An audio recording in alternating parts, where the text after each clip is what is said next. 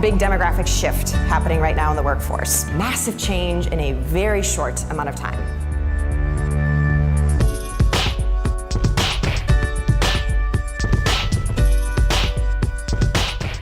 Other generations, they were sort of merging onto an information superhighway, but millennials were born in the fast lane. And it shapes the way we do everything, the way we buy, sell, work, communicate, collaborate, everything.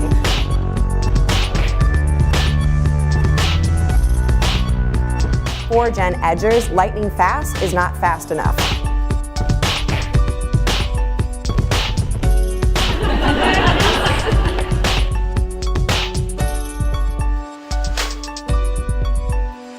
Ladies and gentlemen, Hannah Ubl. Since I was 8 years old, I have been passionate about two things. One of them is public speaking, and the other one is researching and understanding people. Generational theory, it's based around events and conditions you experienced during your formative years. So what's happening in the world, the big tragedies that might be happening, pop culture, all of these elements shape who you are, and they create distinct generational behaviors and traits that you carry with you for the rest of your lives. There are so many generational clash points that we're seeing right now in the workforce. So for example, it could be hyper-independent Xers with collaborative millennials. It could be about motivating across different generations, understanding how work-life balance plays out between different generations. You can imagine that this generation that became so incredibly skeptical, and we were actually doing a focus group at Bridgeworks, and there was an Xer in the room who said, "You name the institution, and I can name the crime." Right? And then we did more research around this, and we worked with a group out in New York called Third Millennium, and they found that Xers believe they are more likely to see a UFO in their lifetime than a Social Security check. Right? I talk to boomers, and they say, I don't get Xers. They're so cynical. They never want to follow the mission, and they just poke holes with everything. And of course, millennials, you poke a lot of holes in our lives, and we're like, why do you keep questioning me? We get really defensive. But when you talk to Xers, they say, I question, I poke holes, I push back because I care.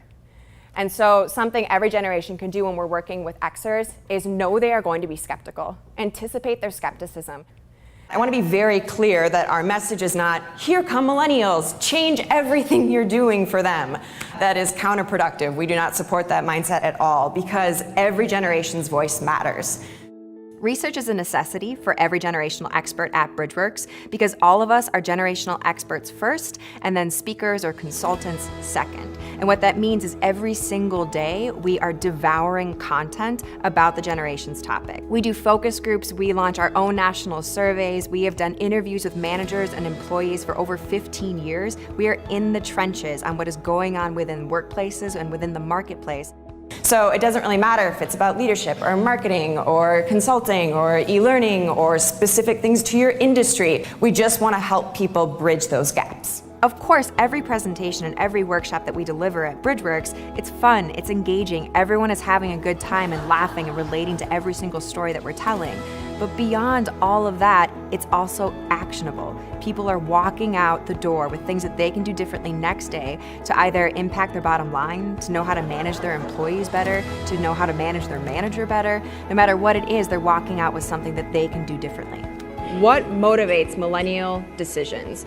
Why is it that what motivates me doesn't motivate them? And that's actually a very common question if you think about a work environment, for example. Xers and boomers, when you were 18 and you left home, what did mom and dad say? Bye, right? Love ya, go away, don't come home. Millennials, when we were 18, what did our parents say? And we left home.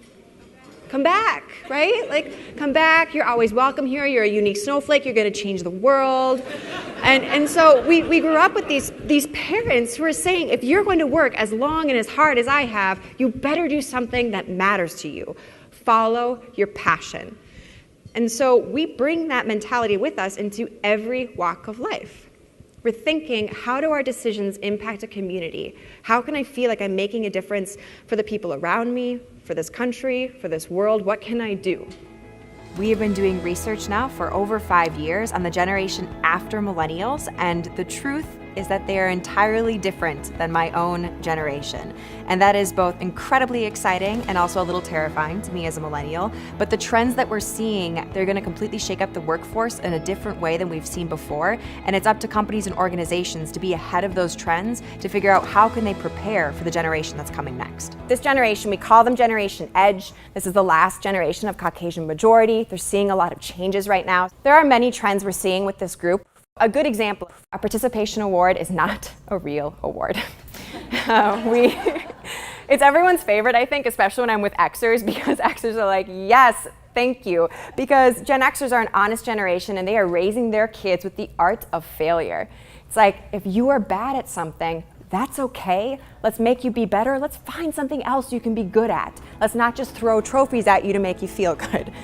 The work we do is so cool because it touches so many people's lives, and that might sound a little cheesy, but when after a presentation, a bunch of people come up to you and they tell you with tears in their eyes, now I finally understand my manager. Now I finally understand my kids. You can't help but feel that you've made a serious difference in people's lives, and it's one of the most rewarding things about working at Bridgeworks. Closing the chapter on all of the generations and talking about these demographic shifts.